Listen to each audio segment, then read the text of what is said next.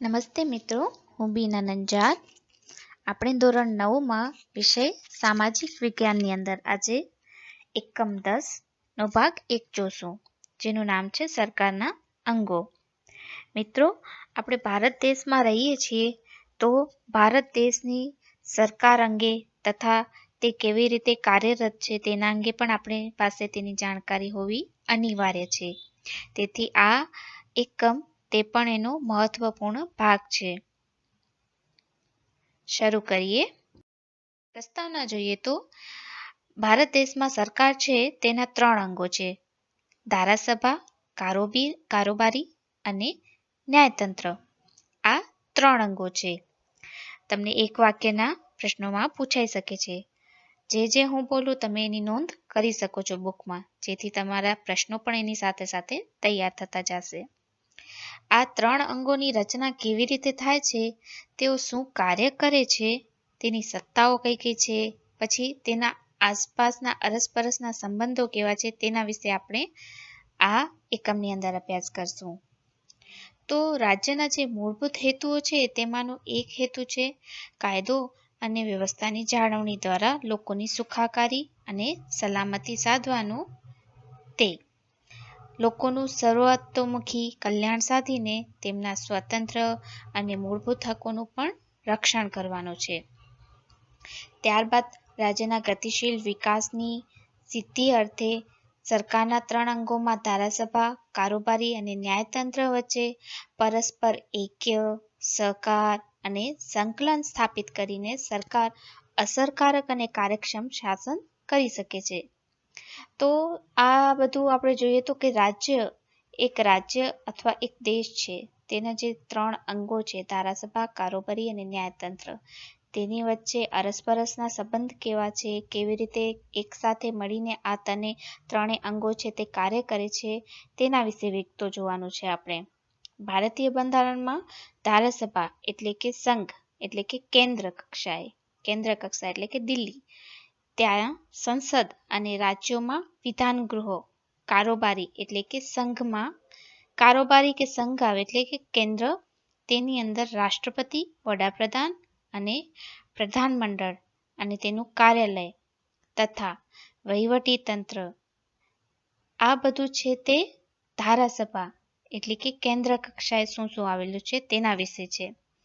ત્યાર પછી રાજ્ય કક્ષાએ ધારાસભા એટલે કે સંસદ, કેન્દ્ર કક્ષાએ એટલે કે દિલ્હીમાં જે આવેલું છે તેના વિશે છે. ત્યારબાદ આવે છે રાજ્ય કક્ષાએ એટલે કે દરેક રાજ્યમાં, તો રાજ્યપાલ, મુખ્યપ્રધાન અને તેનું પ્રધાનમંડળ, તેનું કાર્યાલય અને વહીવટી તંત્ર એકબીજા સાથે ગાઢ રીતે સંકળાયેલા છે. તે થયું રાજ્ય કક્ષાએ. ત્યારબાદ આવે છે ન્યાયતંત્ર. તો ન્યાયતંત્રમાં કોણ હોય છે? તો સર્વોચ્ચ અદાલત ટોચ ઉપર હોય છે અને રાજ્યોમાં વડી અદાલતો હોય છે, અને તેના નીચે તાબાની અદાલતો, જિલ્લા ન્યાયાલયો, વિશેષ ખાસ અદાલતો છે. આમ તેની અંદર આટલો સમાવેશ થાય છે. તમને ન્યાયતંત્ર વિશે આગળના એકમની અંદર હજુ વિસ્તૃત માહિતી પ્રાપ્ત થશે, પણ ત્યાં સુધી તમારે એટલું જાણવું આવશ્યક છે કે ન્યાયતંત્ર કેવી રીતે કાર્ય કરે છે. તો પહેલા સર્વોચ્ચ અદાલત, પછી રાજ્યોની અંદર વડી અદાલત, તેના નીચે તાબાની અદાલતો, જિલ્લા ન્યાયાલયો અને વિશેષ ખાસ અદાલતો. આ 3 અલગ અલગ અંગો છે, પરંતુ એકબીજાથી જોડાયેલ છે. ભારત શું છે?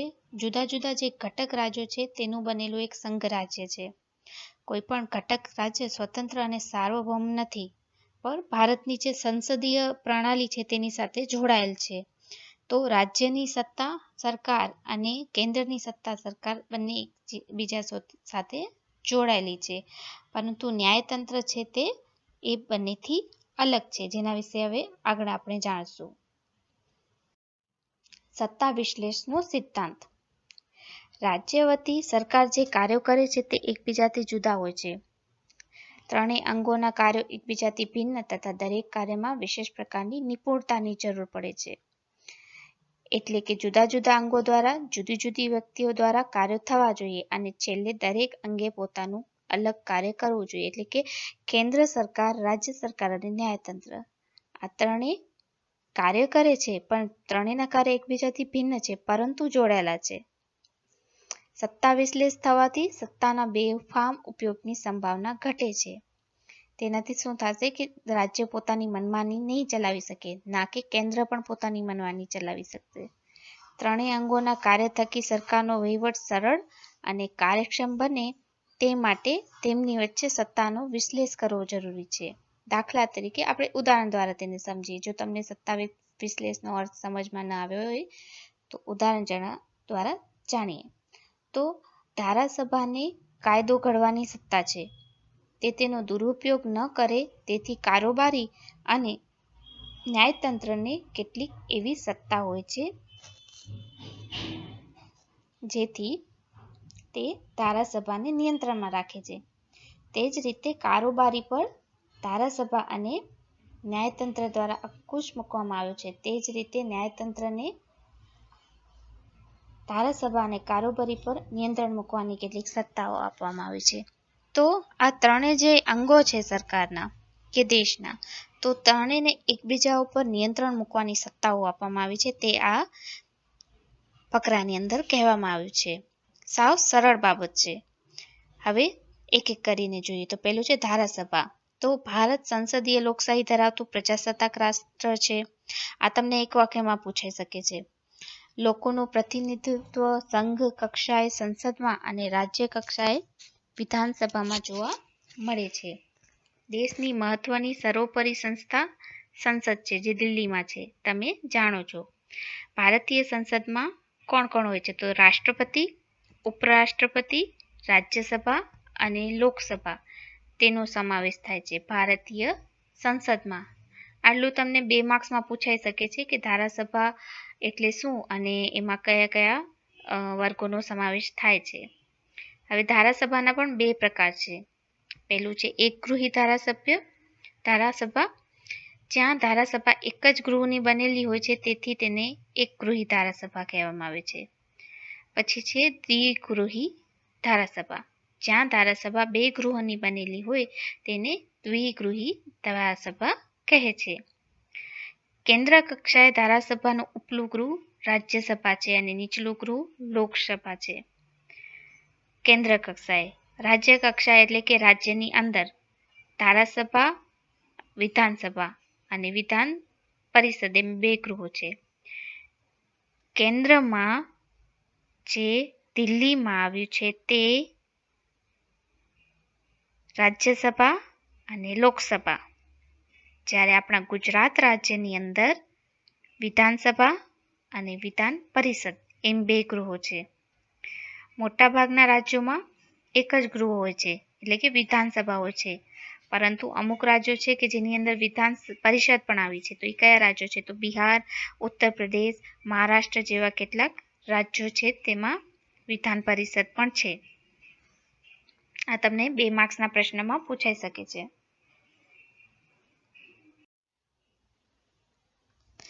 આગળ જોઈએ તો કેન્દ્ર કક્ષાએ ધારાસભા એટલે કે લોકસભા સંસદ દિલ્હીમાં. પહેલા લોકસભા વિશે આપણે જાણકારી મેળવીએ.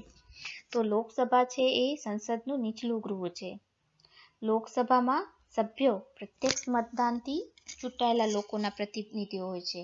એટલે કે જ્યારે ચૂંટણી થાય છે અને આપણે લોકો મત આપવા જઈએ છીએ તે રીતે આપણે જે મત આપીએ છીએ ત્યારબાદ એનું રિઝલ્ટ આવે છે અને એ ઉપરથી ચૂંટાય છે પ્રતિનિધિઓ. તો આ સભ્યોની સંખ્યા કેટલી છે? તો 545, જેમાં 2 સભ્યો એંગ્લો ઇન્ડિયન સમુદાયના પ્રતિનિધિઓ છે, જેમની પસંદગી રાષ્ટ્રપતિ કરે છે. એટલે 2 સભ્યોની જગ્યા હંમેશા રાષ્ટ્રપતિ દ્વારા ભરવામાં આવે છે. રાષ્ટ્રપતિ એ સંસદનો ભાગ છે. સંસદ એટલે કે લોકસભા અને રાજ્યસભા બંનેનો ભાગ છે. જો કે રાષ્ટ્રપતિ સંસદની જે પ્રથમ બેઠક એટલે કે જ્યારે ચૂંટણી પૂરી થઈ જાય, બધા જીતી જાય અને પછી જ્યારે દિલ્હીમાં બેઠક ભરાય એની પ્રથમ ઉદ્ઘાટનની, ત્યારે તેનું ઉદ્ઘાટન પ્રવચન અને સંયુક્ત બેઠક ક્યારે થાય? લોકસભા અને રાજ્યસભા બેની બેઠક ભેગી હોય ત્યારે તે સંયુક્ત બેઠક કહેવાય. એમાં સંબોધન કરે છે અને તે સિવાય રાષ્ટ્રપતિ હાજરી નથી આપતા. રાષ્ટ્રપતિ સંસદના બંને ગૃહોનો સત્ય બોલાવે છે, ગૃહોને મોકૂફ રાખે છે, તેમજ લોકસભાનું વિસર્જન કરવાની સત્તા પણ ધરાવે છે. અહીં દર્શાવ્યું છે કે રાષ્ટ્રપતિ કઈ કઈ સત્તા ધરાવે છે. તો પહેલા તો એ બંને ગૃહોને બોલાવી શકે છે. પછી બંને ગૃહોમાં કોઈ મીટિંગ હોય કે એમને ન બોલાવવાના હોય તો એ બધું કેન્સલ પણ કરી શકે છે. અને લોકસભા એટલે કે આપણા દ્વારા જે સરકાર પસંદ કરવામાં આવી, વોટ આપવામાં આવ્યું, તેનું પણ એ વિસર્જન કરી શકે છે. તો તેની પણ સત્તા તે ધરાવે છે. સંસદના બંને ગૃહોમાં ત્રણેય વાંચનમાંથી પસાર થયેલા ખરડા ઉપર રાષ્ટ્રપતિની સહી થાય ત્યાર પછી જ ખરડો કાયદો બને છે. ખરડો એટલે કે જેમ કે તમે કોઈ કંપનીની અંદર કામ કરતા હો અને કંપનીમાં કોઈ સ્કીમ લાવી હોય તો તેના માટે સૌથી પહેલાં શું કરે, પેપર્સમાં તેના માટે રિસર્ચ કરી અને મીટિંગ હોય તો મીટિંગની અંદર એક પ્રસ્તાવ રજૂ કરવામાં આવે કે આ હું સ્કીમ રજૂ કરવા માંગુ છું. પછી એના ઉપર ચર્ચા વિચારણા થાય અને પછી આગળ જે એના મેઇન બોસ હોય તેના દ્વારા નિર્ણય લેવામાં આવે કે આ બધું સ્કીમ તમે રજૂ કરી સારી છે કે નહીં. પછી જો એ સાઇન કરે તો જ એ આગળ જાય. એવી રીતે જ સંસદમાં બને છે.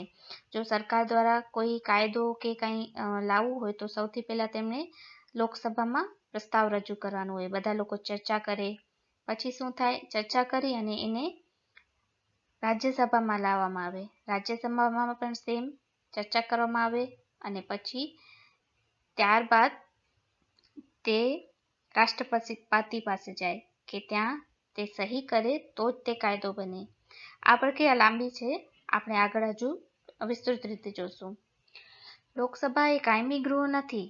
તેની મુદત 5 વર્ષની હોય છે. તમને ખ્યાલ જ છે, દર 5 વર્ષે ચૂંટણી થાય છે. રાજ્યમાં પણ અને અલગથી સંસદમાં પણ, બેની અલગ અલગ ચૂંટણી થાય છે. ભારતીય સંસદે બંધારણમાં દર્શાવેલી મર્યાદાઓમાં રહીને પોતાની સત્તાઓ ભોગવવાની છે. તેથી બંધારણ સર્વોપરી છે, સંસદ નથી. સંસદે કરેલા કાયદાઓમાં બંધારણીય જોગવાઈનો ભંગ થતો હોય, વિસંગત હોય તો તેને અદાલતમાં પડકારી શકાય. જો અદાલતને એમ ખાતરી થાય કે તેનાથી બંધારણની જોગવાઈનો ભંગ થાય છે તો તેને ગેરબંધારણીય ગણીને રદબાતલ ઠેરવી શકે છે. આમ તેના માટે પણ ઘણા એવા બીજા આપણને ઓપ્શન્સ મળે છે, જેથી આપણે કહી શકીએ છીએ કે જે બંધારણ જે ઘડવામાં આવ્યું છે તે જ સર્વોપરી છે, ના કે સંસદ. અને સંસદ દ્વારા પણ જે કાર્ય કરવામાં આવે છે તે બંધારણની મર્યાદામાં જ કરવામાં આવે છે. ત્યારબાદ જોઈએ તો સંસદના જે સભ્યો છે તેમની લાયકાત શું હોવી જોઈએ. આ તમને 3 માર્ક્સના પ્રશ્નમાં પણ પૂછાઈ શકે છે. તો લોકસભાના સભ્ય તરીકે આપણે લાયકાત શું હોય, તો પહેલે જોઈએ તો સૌથી પહેલાં તે ભારતનો નાગરિક હોવો જોઈએ, એટલે કે ભારતની અંદર જ તેનો જન્મ થયેલો હોવો જોઈએ અને તે ભારતની અંદર જ રહેતો હોવો જોઈએ. ત્યારબાદ છે ચૂંટણી લડવા ઓછામાં ઓછી 25 વર્ષની ઉંમર હોય. 25 વર્ષની ઉંમર હોવી જ જોઈએ ચૂંટણી લડવા માટે. પછી સંસદે નક્કી કરેલી અન્ય લાયકાતો ધરાવતો હોય. સંસદ દ્વારા અમુક અન્ય લાયકાતો પણ નક્કી કરવામાં આવી છે. પછી તે નાદાર કે માનસિક રીતે અસ્થિર જાહેર કરાયેલ ન હોય. નાદાર એટલે કે પૈસા ન હોય ને એકદમ ગરીબ હોય, અને માનસિક રીતે અસ્થિર, માનસિક પરિસ્થિતિ એની બરોબર હોવી જોઈએ. કેન્દ્ર કે રાજ્ય સરકારમાં સવેતન હોદ્દો ધરાવતો ન હોવો જોઈએ, એટલે કે સરકારી નોકરી ધરાવતો ન હોવો જોઈએ. સક્ષમ અદાલત દ્વારા ગુનેગાર પુરવાર થયેલ ન હોય તેવી જ વ્યક્તિ સંસદમાં ઉમેદવારી કરી શકે છે. એટલે કે ગુનેગાર ન હોય, ગુનેગાર પુરવાર થયેલ ન હોય, બાકી ભલે ને ગમે એટલા કેસ ચાલુ હોય એના ઉપર, તે લાગુ નથી પડતો, પરંતુ એને કોઈ બી ન્યાયતંત્ર દ્વારા તેને ગુનેગાર પુરવાર કરી અને એની સજા ન થયેલી હોવી જોઈએ. સંસદની 2 બેઠકો વચ્ચે 6 માસથી વધુ સમયગાળો પસાર ન થાય તે રીતે ગૃહોની બેઠક બોલાવવામાં આવે છે. જેમ કે શિયાળુ સત્ર, ઉનાળુ સત્ર, ચોમાસુ સત્ર, દર 6 મહિને આ સત્રો હોય છે. લોકસભાનું વિસર્જન વડાપ્રધાનની સલાહથી જ રાષ્ટ્રપતિ કરી શકે છે. જે ગૃહનો સભ્ય હોય તે વ્યક્તિ તે ગૃહની કાર્યવાહીમાં ભાગ લઈ શકે છે અને મતદાન કરી શકે છે. એટલે કે રાજ્યસભાનો જે સભ્ય હોય તે રાજ્યસભામાં મતદાન કરી શકે, લોકસભાનો સભ્ય છે તે લોકસભામાં મતદાન કરી શકે, પરંતુ બંને કાર્યવાહીમાં ભાગ લઈ શકે. પરંતુ આ સિવાય તે મતદાન ખાલી પોતાના ગૃહ સિવાય બીજામાં ન કરી શકે. પછી જે ગૃહના સભ્ય હોય એ તો તે જ ગૃહમાં મતદાન કરી શકે. હવે આપણે જોઈએ તો ગુજરાતની એમાં કેટલી બેઠકો છે, તો લોકસભામાં ગુજરાતની 26 બેઠકો છે. આ તમારે યાદ રાખવું. તમને વિકલ્પમાં પૂછી શકે, એક વાક્યમાં બી પૂછી શકે છે. લોકસભાની મુદ્દત 5 વર્ષની હોય છે, એ તમે જાણો છો, પણ એનાથી પહેલા રાષ્ટ્રપતિ તેને વિખેરી શકે છે, એ પણ મેં કહ્યું. પછી કટોકટી થાય એટલે કે કોઈ ઘણી મોટી આપત્તિ આવે કે યુદ્ધની સ્થિતિ આવે તો ત્યારે તેને 1 વર્ષ સુધી હજુ લંબાવી શકે છે સરકારને.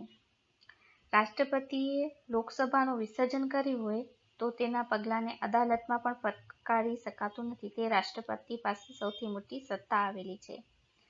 હવે અહીં એક શબ્દ છે કોરમ. કોરમ એટલે શું? તો કોરમ એટલે ગૃહની કાર્યસાધક સંખ્યા, એટલે કે ગૃહની અંદર કેટલા લોકો હાજર રહે તો જ કામ હાથ ધરવું તે.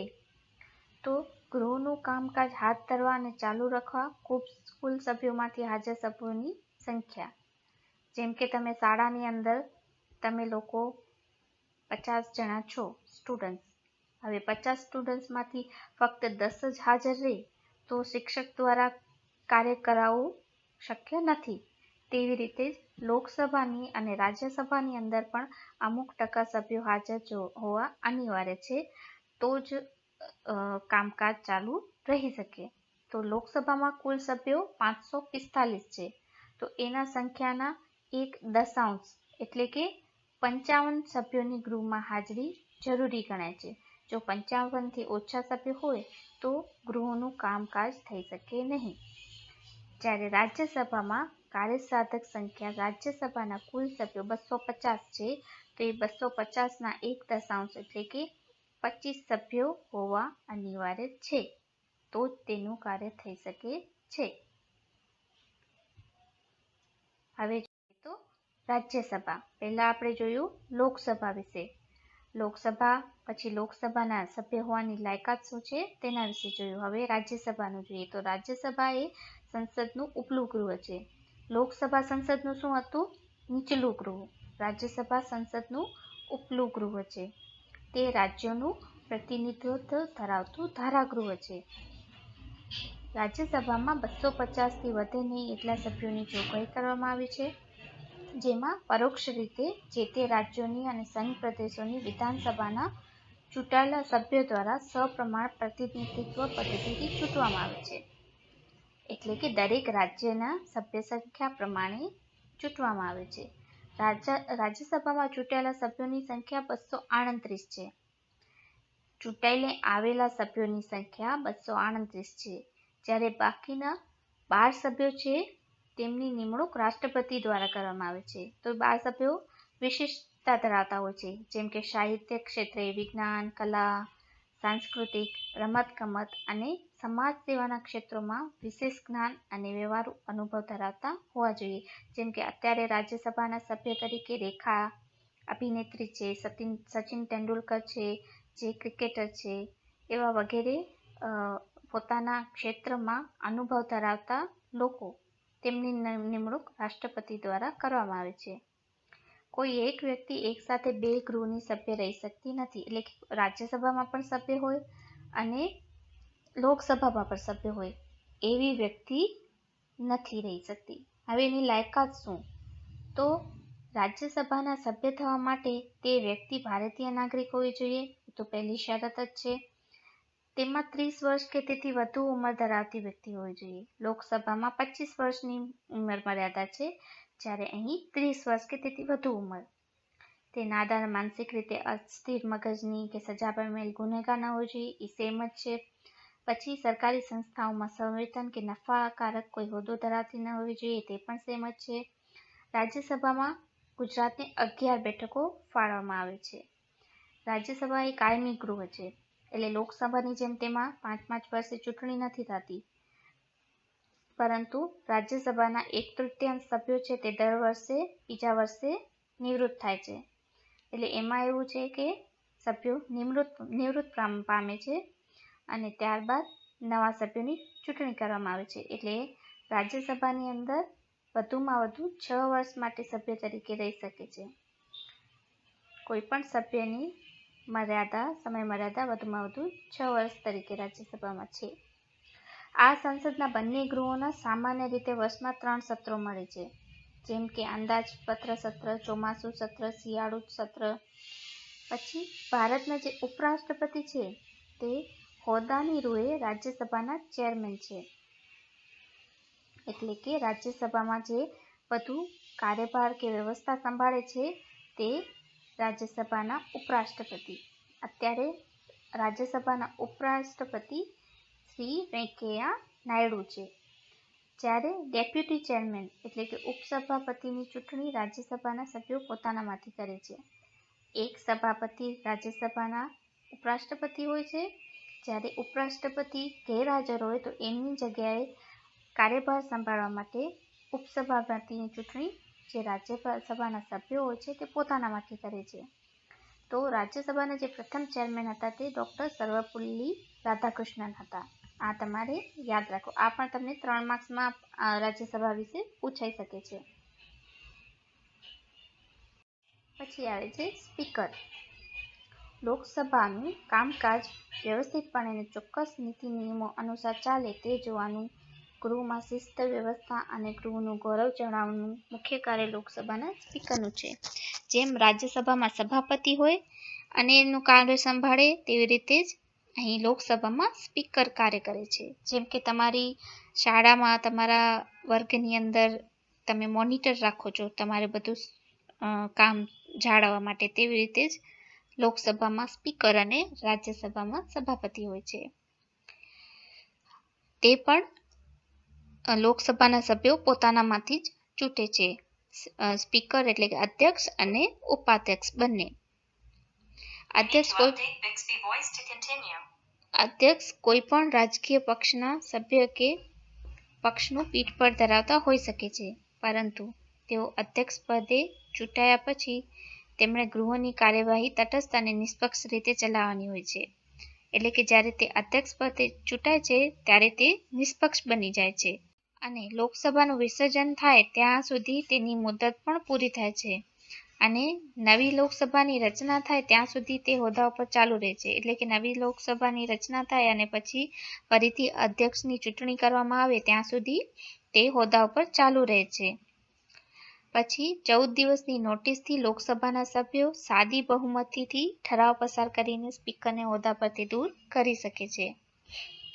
પછી જે પણ ભાષણો અને ટીકાઓ થાય છે તે લોકસભાનો સ્પીકર એટલે કે અધ્યક્ષ છે તેને ઉદ્દેશીને જ થાય છે.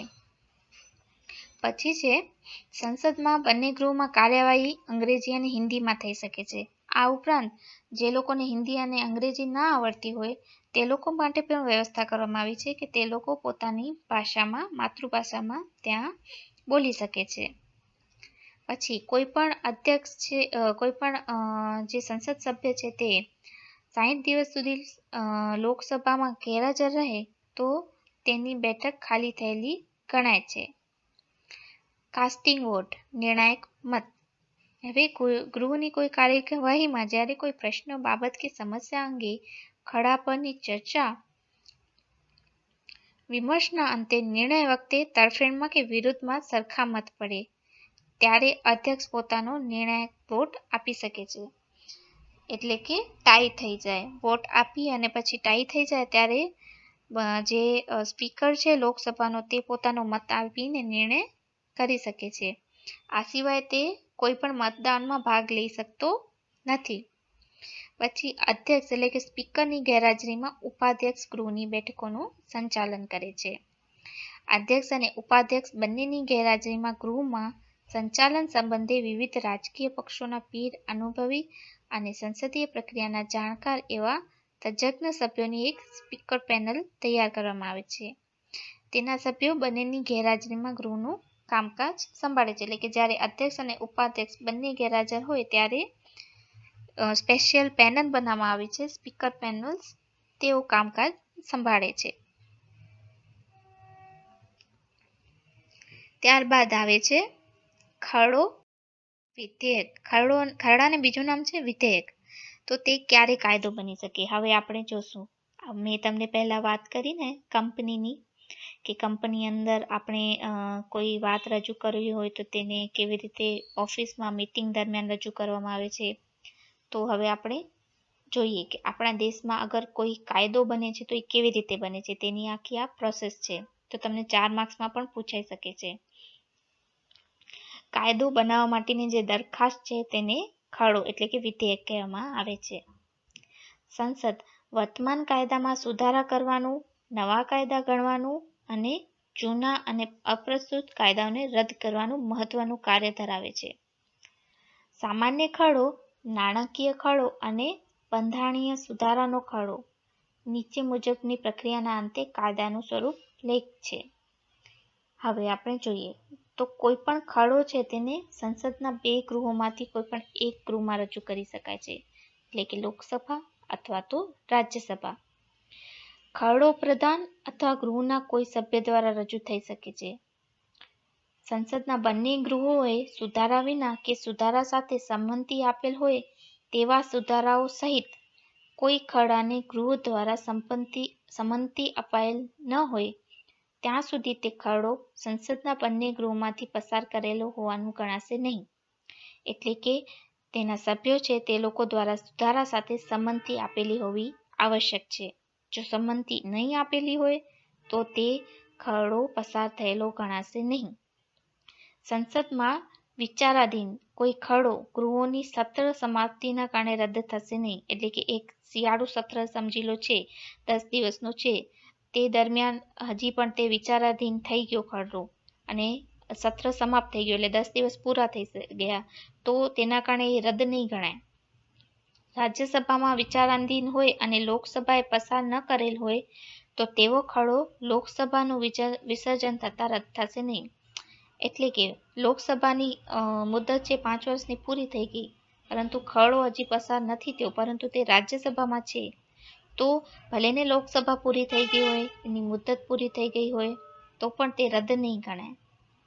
લોકસભામાં વિચારાધીન હોય અથવા પસાર કરેલ હોય અને રાજ્યસભામાં તે ખરડો વિચારણા હેઠળ હોય તો લોકસભાનું વિસર્જન થતાં રદ થશે.